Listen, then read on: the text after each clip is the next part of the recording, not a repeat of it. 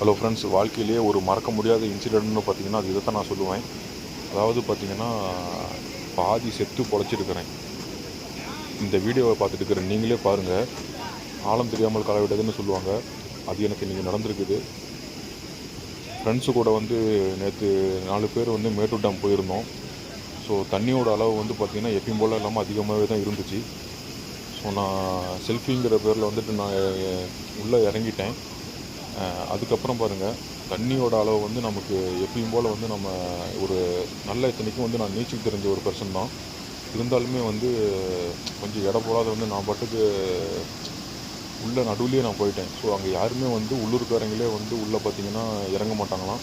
But நான் வந்து ரொம்ப அசால்ட்டாக போய் இறங்கிட்டேன். அதிலே பாருங்கள், கண்ணாடி தொப்பி அடிச்சுட்டு போயிடும். இருந்தாலுமே வந்து பார்த்திங்கன்னா அதில் நான் ரொம்பவே சுழலில் சிக்கிக்கிட்டேன். அதில் பாருங்கள், நீங்கள் கிட்டத்தட்ட ஒரு வீடியோவோட டைமிங் பார்த்தீங்கன்னா 9 நிமிஷம். ஆனால் வந்து நான் அதில் பாதியில் அவன் வந்து பயந்துட்டு ஃப்ரெண்டு வந்து கட் பண்ணிவிட்டு போயிடுவான். இருந்தாலுமே வந்து பார்த்திங்கன்னா அதுக்கு அந்த 9 மினிட்ஸுமே வந்து ஊருக்காரங்க எல்லாமே வந்து பதறி போயிட்டாங்க. ஆனால் ஒருத்தரும் வந்து கூட வரல. ஏன்னா பாவம் அவங்களும் அதில் சுழலில் மாட்டிக்கிட்டாங்கன்னு கண்டிப்பாக ஒரு பயம் இருக்கும். ஆனால் இது என் வாழ்க்கையிலே நான் மறக்க மாட்டேன். ஸோ நீங்களும் இந்த மாதிரி வந்து எந்த ஒரு பிளேஸ் போனாலும் இந்த மாதிரி தயவு செஞ்சு வந்து ட்ரை பண்ணி மாட்டிக்காதீங்க. இது ஒரு விழிப்புணர்வு வீடியோவாக நீங்கள் எடுத்துக்கோங்க. ஆனால் செத்து பொழைச்சேன். ஒரு கடவுளோட அருளால் தான் நான் வெளியே வந்திருக்கிறேன். அந்த பாறையை நான் எப்படியாவது கண்ட்ரோல் பண்ணி நானே வந்து யாருமே உதவிக்கு வரல. காரணம் என்னென்னா என்னோடய மிஸ்டேக் அது. தெரியாத போய் மாட்டிக்கிட்டேன். அவங்களும் வந்து காப்பாற்றினாலும் அவங்களுக்கும் பிரச்சனை தான். ஸோ எப்படியோ ஒரு கண்ட்ரோல் பண்ணி இந்த பக்கத்தில் இருக்கிற பாறையை பிடிச்சி நான் வெளியே வந்துட்டேன். அதாவது எவ்வளோ தான் நீச்சல் தெரிஞ்சாலும் வந்து பார்த்திங்கன்னா அது வந்து ஒரே ப்ளஸில் தான் பாருங்கள். நான் அங்கே பாருங்கள் கை கால் ஆட்டுறனே தவிர அது நீந்த முடியல. ஸோ எவ்வளோ நீச்சல் தெரிஞ்சிருந்தாலுமே வந்து பார்த்திங்கன்னா அது மேலே வர தண்ணி வந்து ஃபோர்ஸாக கீழே அமுக்குது. கீழே வந்து வெளியில் போகிற தண்ணி வந்து காலை அப்படியே தள்ளி விடுது. அதாவது வந்து கை கால் ஆட்ட முடியுதே தவிர ஒரே இடத்துல தான் சுற்றி சுற்றி ரொட்டேஷன் ஆகிட்டு இருக்குது. இந்த சுழற்சி வந்து பார்த்திங்கன்னா, ஸோ இதெல்லாம் வந்து நேற்றுலாம் உயிர் பொழைச்சதே வந்து ஈசனோட அருளால் தான் பொழைச்சேன்னு எல்லாம் சொல்கிறாங்க. இது மாதிரி வாழ்க்கையில் இது ஒரு அனுபவம். கண்டிப்பாக நீங்கள் யாருமே இந்த மாதிரி ஒரு தண்ணியில் கூட இது ஒரு விழிப்புணர்வாக இருக்கட்டும். இதை பார்த்துட்டு இருந்த உள்ளூர் மக்கள் வந்து என்ன சொன்னாங்க அப்படின்னா, 2017 பார்த்தீங்கன்னா 5 பேர் வந்து இதே பிளேஸில் சேம் மாட்டியிருக்காங்களாம். ஒருத்தர் வந்து 5 மினிட்ஸ் இதே இடத்துல போராட்டிட்டு இருந்து ஒரு பாறையில் வந்து காலை ஊனி தான் வந்து வெளியில் வந்துருக்கிறாராம். என்ன தான் ஸ்விம்மிங் தெரிஞ்சாலுமே வந்து அந்த ஒரே இடத்துல தான் இருக்க முடியுமே தவிர கையை கால் ஆட்ட முடியுமே தவிர நம்மளால் கொஞ்சம் கூட வந்து வெளியில் போக முடியாது. போட்டு அழுத்துற மாதிரியே இருக்கும். ஒரு 5 பேர் 10 பேர் சேர்ந்து இழுத்து பிடிச்சா எப்படி இருக்குமோ அந்த ஃபீல் தான் இருக்குமே தவிர ஒரு கையை கால் ஆட்டினாலுமே வெளியில் வர முடியல. ஒரு அந்த டைமில் வந்து அவங்க எல்லாருமே பார்த்தீங்கன்னா யாராலையுமே உள்ளே வந்து நம்மளை தூக்குனா நம்மளும் உள்ளே போயிடும் ஒரு பயத்தில் தான் இருப்பாங்க. ஸோ எனக்கு இது ஒரு அனுபவம். கண்டிப்பாக நீங்களும் இந்த மாதிரி எந்த ஒரு இடத்துக்கு போனாலுமே வந்து ஒரு தண்ணியை பார்த்தா கண்டிப்பாக குளிக்கணும்னு தோணும். இருந்தாலும் வந்து கொஞ்சம் சேஃபான பிளேஸ் எதுன்னு பார்த்துட்டு நீங்கள் இருங்க. ஆனால் இது மாதிரி வந்து மாட்டிக்கிட்டிங்கன்னா தனியாக போயிருந்தாலோ இல்லை எனக்கு நல்லா ஸ்விம்மிங் தெரியும். இருந்தாலும் எவ்வளோ போராடி நான் அந்த ஒரு பாறையை பிடிச்சி நானும் கை ஊன்றி தான் வந்து பார்த்திங்கன்னா நான் வெளியில் எட்டி வச்சு வந்திருக்கிறேன். இல்லைன்னா நான் அந்த இடத்துலேயே வந்து அதுதான் சொல்லுவாங்க, ஆழம் தெரியாமல் களை விடாதுன்ட்டு. ஸோ நீங்கள் இது கண்டிப்பாக இதெல்லாம் உண்மை நான் புரிஞ்சுக்கிட்டேன். இது என்னோடய வாழ்க்கையில் நடந்த ஒரு இன்சிடென்ட். இது வந்து நான் எனக்கு ஒரு அனுபவமாக நான் எடுத்துக்கிறேன். அந்த சேலம் சூர்யாங்கிற ஃபேஸ்புக் பேஜில் கூட இது நான் அவேர்னஸ்க்காக வந்து நான் யாருக்கும் நடக்கூடாது அப்படின்னு சொல்லிட்டு இந்த அப்லோட் பண்ணியிருந்தேன். அதில் வந்து பார்த்திங்கன்னா ஒவ்வொருக்கும் இந்த மாதிரி மேட்டூரில் இதே பிளேஸில் நடந்த இன்சிடென்ட்லாம் அவங்க கமெண்டில் போட்டிருந்தாங்க. ஸோ இதை பார்த்துட்டு இருக்கிற நீங்கள் யாருமே வந்து கண்டிப்பாக இந்த மாதிரி வந்து ஒரு அனுபவமாக எடுத்துக்கிட்டு நீங்கள் இது மாதிரி வந்து நடக்காமல் பார்த்துக்கோங்க. பயம் இருந்தா என்ன அப்படி போய் முன்னாடியே விளையாட்டு போறோம்.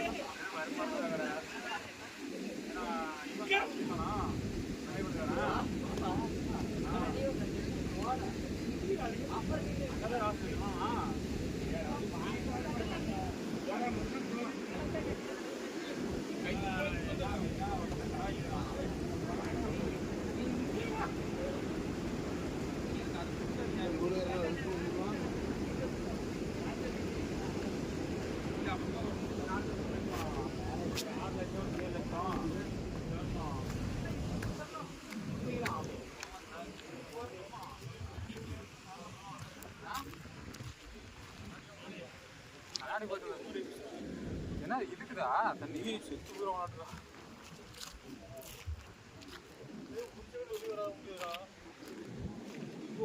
எடுக்க மாட்டேங்குதா?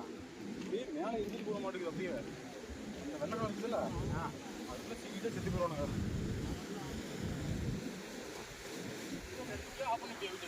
யாருன்னா நான் கரெக்டாக நான் ஒரு ஆள்